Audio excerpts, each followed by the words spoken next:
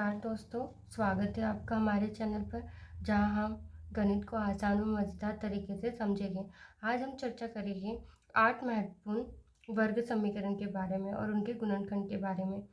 चलिए बिना समय गवाए शुरू करते हैं। आज हमारे पास कुछ वर्ग समीकरण का व्यापक रूप मैं आपको यहाँ पे बता दे रही हूँ।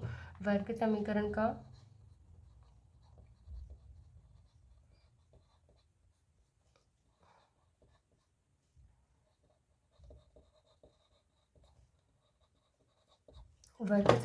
व्यापक रूप क्या होता है हमारे पास ax² plus bx plus c होता है इक्वल हमारे पास 0। तो हमारे पास से जितने भी 8 वर्ग समीकरण हैं ये सिर्फ हमारे व्यापक समीकरण से लिए गए हैं। अब हमें क्या करना है, इसकी देखो हमें इनके गुणनखंड निकालना है वर्ग समीकरण के। तो सबसे पहले फर्स्ट क्वेश्चन हमारा है x² माइनस 5x प्लस 6, ठीक है, इक्वल हमारे पास क्या है 0 है। ठीक है, यह हमारा एक व्यापक समीकरण है। हमें गुणनखंड निकालने के लिए सबसे पहले क्या करना होगा, हमें गुणनखंड निकालने के लिए सबसे पहले हमारा जो समीकरण दिया गया है हम इसमें 6 का गुणनखंड निकालेंगे। तो हमने यहाँ पे 6 का गुणनखंड निकाला तो हमारे पास कितना हुआ, 2 तिया 6, 3 एकम 3, हमारे पास 2 और 3 गुणनखंड निकले। अब हमें इसको या तो प्लस प्लस या माइनस प्लस या माइनस माइनस, ठीक है, या प्लस माइनस, ऐसे हमें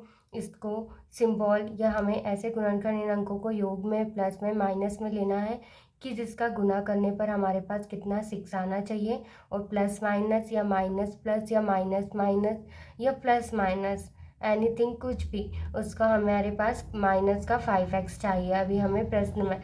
तो हम क्या करेंगे, माइनस माइनस हमारे पास होता है प्लस, ठीक है, ये दोनों प्लस भी हो जाएंगे, 3 और 2 प्लस का, और माइनस 3 हम बड़ी संख्या लेंगे क्योंकि हमें माइनस का चाहिए। तो हमारे गुणनखंड बनेगा x² minus 3x minus 2x plus 6 equal 0। आपको समझ में आया कैसे? देखो हमने सबसे पहले 6 का गुणनखंड निकाले, हमारे 2 और 3 निकले। अब हमें माइनस 5x चाहिए तो x तो हम लगा लेते हैं। अब उसके बाद हमें ये 2 और 3 जो गुणनखंड बने हमें उसे कैसे ऐसे इसमें लेके आना पड़ता है कि हमारे पास या तो माइनस का 5x चाहिए हमें। तो हम क्या करेंगे, माइनस माइनस प्लस होता है तो हमारे पास 5 हो जाएगा, और यहाँ पे हमारे पास बड़ी संख्या के सामने माइनस है तो हमने माइनस का 3 पहले ले लिया। अब हमारे पास हुआ x² minus 3x minus 2x plus 6 हो चुका है। अब हम इन दोनों में हमारे पास एक जैसा x है तो हमने इसमें से x कॉमन निकाला, हमारे पास बचा x माइनस 3।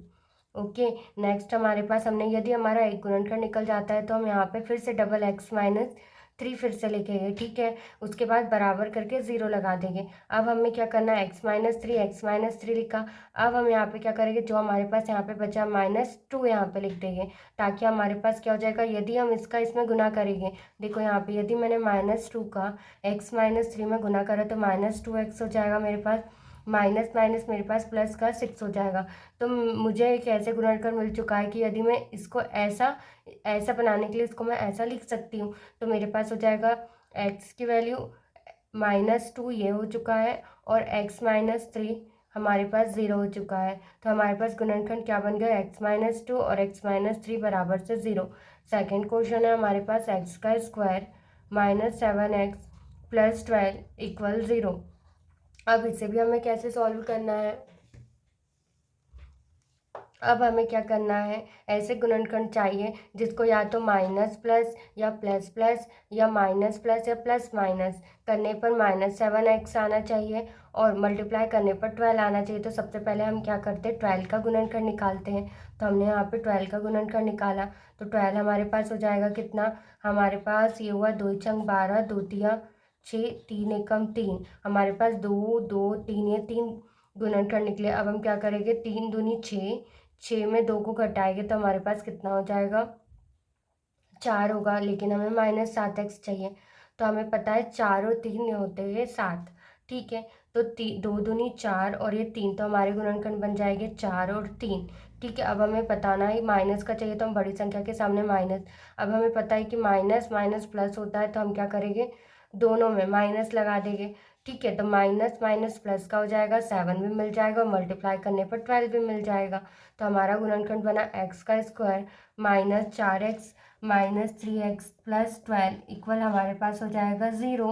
हमने यहाँ पे किया x कॉमन निकाला, हमारे पास हो जाएगा x - 4, फिर हमने फिर से x - 4 लिखा, यहाँ पे हमारे पास -3 इक्वल हमारे पास हो जाएगा 0। तो x - 4 एक गुणनखंड निकला, x - 3 एक गुणनखंड निकला, इक्वल हमारे पास 0 हो जाएगा।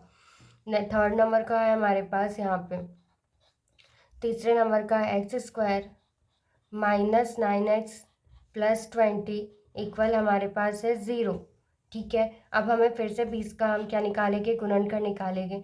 तो 20 का 10 हो जाएगा, 2 पंजे 10 हो जाएगा और 5 एकम 5 हो जाएगा। ठीक है, अब हमें पता है कि 5 और 4 9 होते, तो 2 दूनी 4 कर देते और ये 5 कर देते अलग, और हमें चाहिए माइनस का, तो -5 को पहले रखेंगे और 4 को बाद में रखेंगे। तो 2 गुणनखंड बन गया x² -5x - 4x + 20 इक्वल 0। हमेशा याद रखना, यदि हमें गुणनखंड निकालना हो तो हम सबसे पहले 2 से ही स्टार्ट करेंगे। 2 का गुणनखंड जब तक निकालेंगे कि वो तब तक और जब तक वो पूरा कंप्लीट नहीं हो जाता, दूसरी संख्या से नहीं जाता है।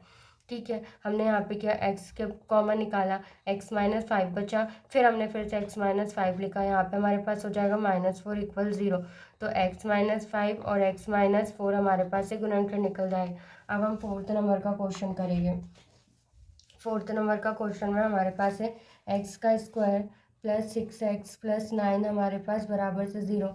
हम फिर से क्या करेंगे, 9 का गुणनखंड निकालेंगे। तो 3 तिया 9, 3 तो एक ऐसी संख्या है 3 के अलावा किसी तीन से ही जाएगा, 2 से तो जाएगा नहीं, तो 3 एकम 3। अब हमारे पास 2 गुणनखंड हो गए, एक हमें प्लस का चाहिए, तो दोनों हमारे पास प्लस के हो जाएंगे, 3 तिया 9 भी हो जाएगा, और यदि इसको प्लस करेंगे तो हमारे पास क्या हो जाएगा, 6 हो जाएगा। तो हमारे गुणनखंड निकलेंगे x² + 3x + 9 इक्वल 0।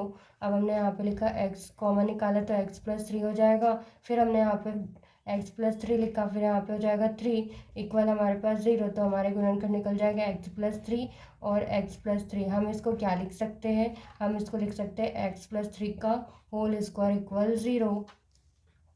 उसके बाद हमारे पास पांचवा क्वेश्चन है x² - 8x + 15 इक्वल हमारे पास 0। ठीक है, अब हमें 15 के गुणनखंड बनाना, हमने 15 के गुणनखंड बनाया, 3 से जाएगा, 3 5 15, 5 एकम 5, 8 चाहिए, तो माइनस का चाहिए, तो हमने इसको माइनस और इसको माइनस, 5 और 3 8 होते हैं, तो x² - 5x - 3x + 15 इक्वल हमारे पास 0 हो जाएगा। हमने x कॉमन निकाला, एक x बचा 5, फिर से दोबारा हमने इसको x - 5 लिखा, -3 कर दिया इक्वल 0। गुणनखंड निकले हमारे पास x - 5 और x - 3। ठीक है, ये हमारे गुणनखंड हो गए 6। हमारे पास अब छठवें नंबर का क्वेश्चन क्या है, x² - 4x - 5 इक्वल 0। सबसे पहले फिर से 5 के गुणनखंड निकालेंगे, तो हमारे पास आएगा -5x माइनस प्लस का क्या x आएगा और -5 इक्वल 0। क्योंकि देखो हमें क्या चाहिए, माइनस प्लस माइनस का 4x हो जाएगा, और 5 का गुणनखंड तो 5 ही होता है। तो हमने x कॉमन निकाला, x - 5 हुआ, फिर हमने यहाँ पे x - 5 और यहाँ पे प्लस का 1, तो हमारे गुणनखंड निकल जाएगा x - 5 और x + 1 इक्वल 0।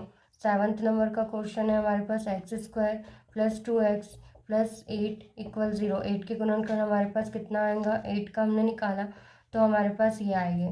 ठीक है, तो 2 दूनी 4, हमें चाहिए प्लस का। ठीक है, 2 दूनी 4 और -2 करेंगे, तो हमारे पास हो जाएगा 4x - 2x + 8 इक्वल हमारे पास हो जाएगा यहाँ पे 0। फिर x + 4 गुणनखंड, यहाँ पे फिर से लिखा है x + 4 और यहाँ पे -2 इक्वल 0। तो हमारे पास हो जाएगा x + 4 और x - 2। ठीक है, ये हमारे गुणनखंड निकल जाएंगे x + 4 और x - 2।